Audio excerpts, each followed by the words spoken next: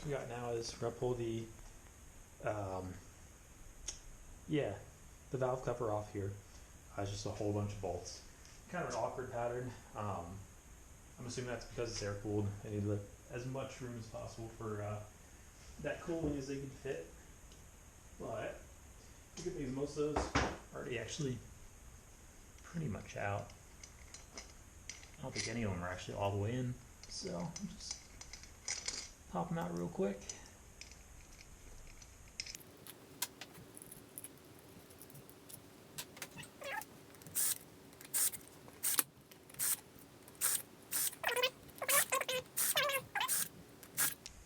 Alright, so super easy. Like I said, it did have them all loose already, so we're kind of halfway there.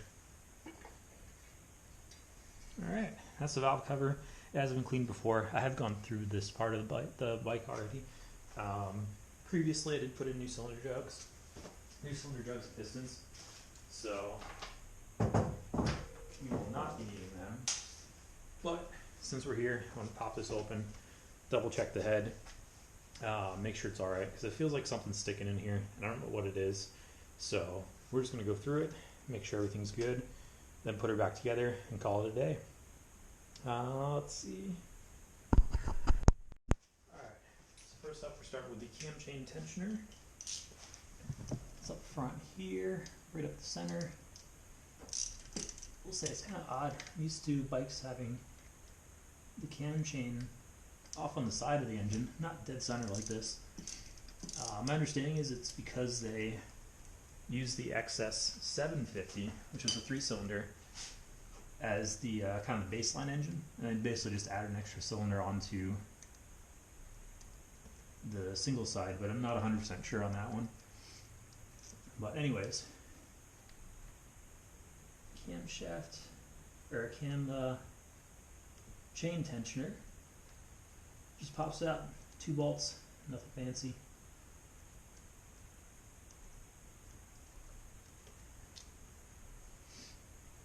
Alright, and looks like that. It's got its own gasket. I think that looks like an old one. I'm going to see if I got a new one I can swap into it. Now these bolts I'll leave in place just so it's a little easier to find them. I'm not super worried about breaking them off. Hopefully I don't jinx to myself and have those the ones that I do break off.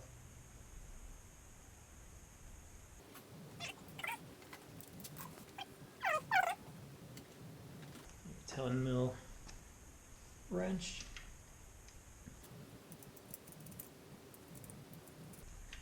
Definitely don't want to strip these guys. Also want to watch that you're not unintentionally leveraging the wrench into the side of the case here.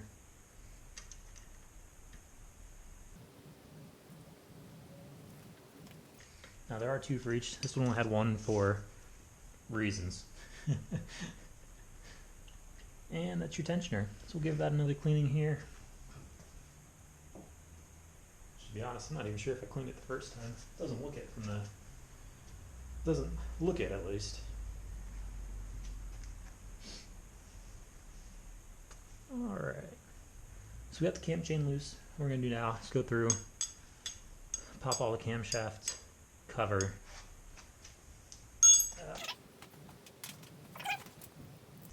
On this one you do want to go nice and easy because it's under a good bit of pressure. And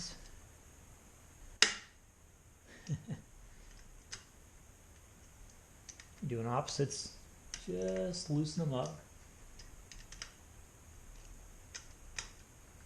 Outside in. When you put it back on, you're going to do inside out.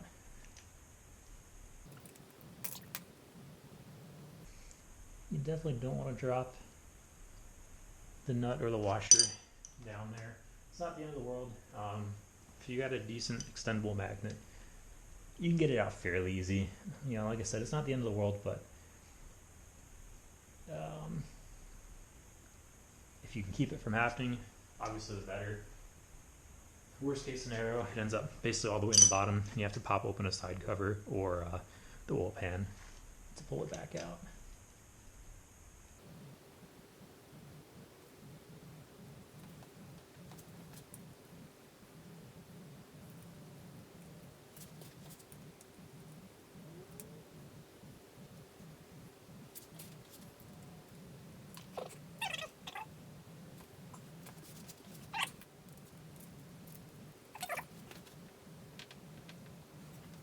Do the same for the exhaust. I'm sorry. We'll do the same for the intake. We've already done the exhaust. Obviously, intake's the side with the carbs.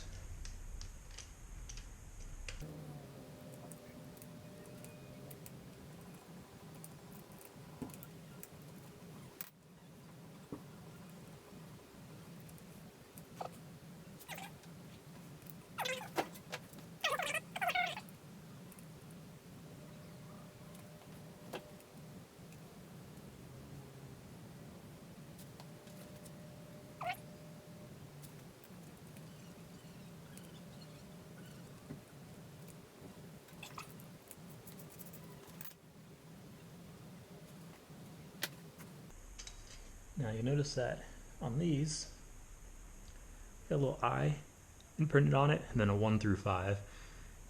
It goes from left to right, so cylinder 1 through cylinder 4, which one they are. So it's 1, 2, 3, 4, and 5. So you got five of these. But it's left to right, and just like the cylinders, to make it a little easier to get them in order. The only one that's really different is number 3. It's the fat one of the bunch. And you'll actually use it to align some things later on.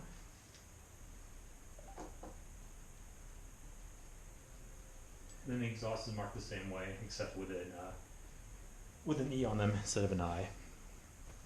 All right, so camshafts are good. I'm gonna pull this guy out. Actually, before we do that,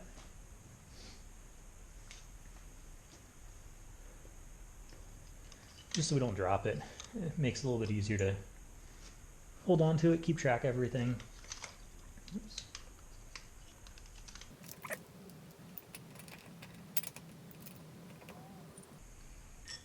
So we got the camshaft gear that came out. We can pull the actual camshaft out. I like to leave something there just to keep it from falling down inside the actual engine bay.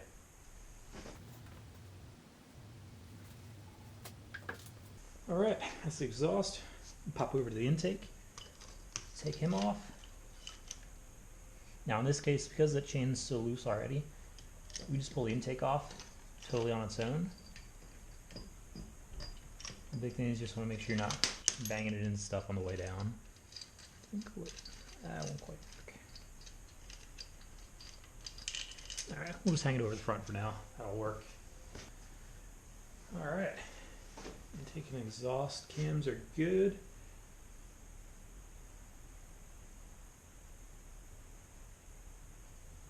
Yeah, should be all set. What we'll do now is we'll pull the head off the engine. I'm just going to leave the carbs attached. I don't see really any reason why not to. We are going to have to pull this guy off though. So we might... I guess we'll take the carbs out. They're kind of a pain to get in. They're a little tight. They're coming out a lot easier though. Alright, they came out way easier than I thought they were. They're a pain in the butt to get in. They kept popping out on me.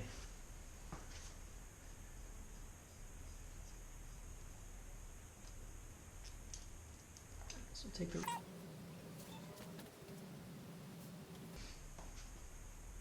This is the oil return line. Just place that bolt back.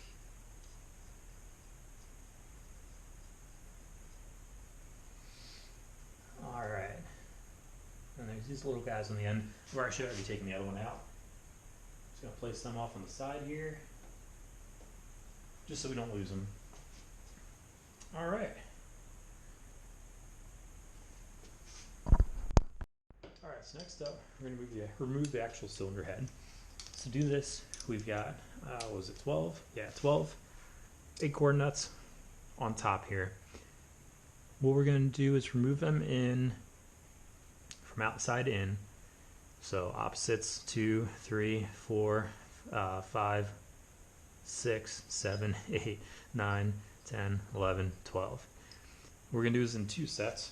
We're going to loosen them once, kind of break them, get them ready, do all of them in that order, and then go back through and actually take them all the way off. So let me grab my...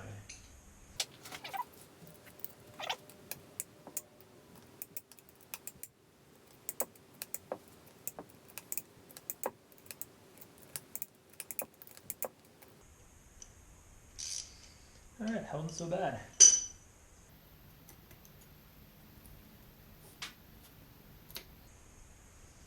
I'm sure this part doesn't matter so much, but we're going to do it in the same order just in case.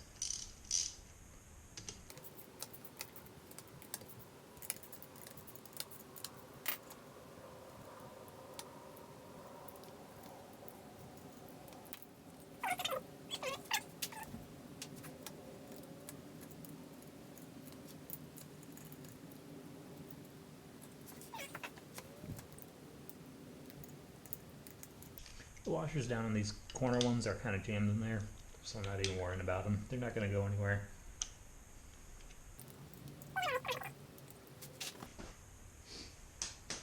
Alright, that's the cylinder head loose.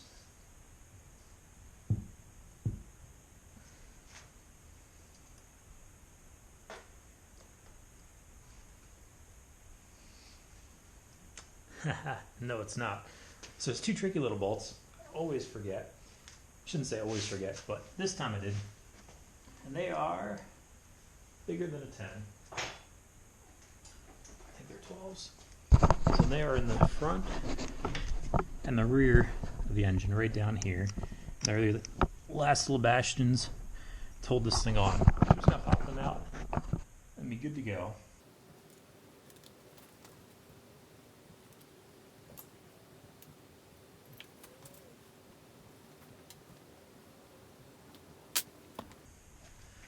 Alright, now it should be ready to pop out.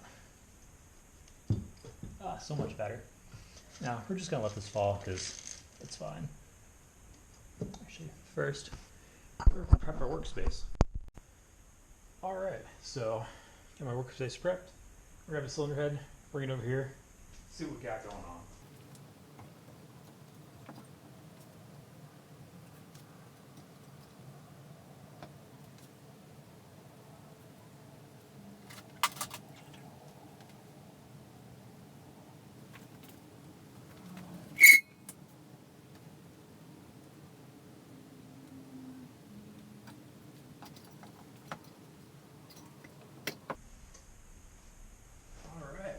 That is our cylinder head. For that gasket, we're going to reuse it. It looks fine. Yeah, it'll be okay. Cylinders look okay. Good. Alright. So anyway, here's what we got. So it doesn't look too bad. Not super clean, but it's not gunky or anything in here, so I'm not too worried about that. Which it shouldn't be, because I did clean this part off pretty well earlier. Flip it over.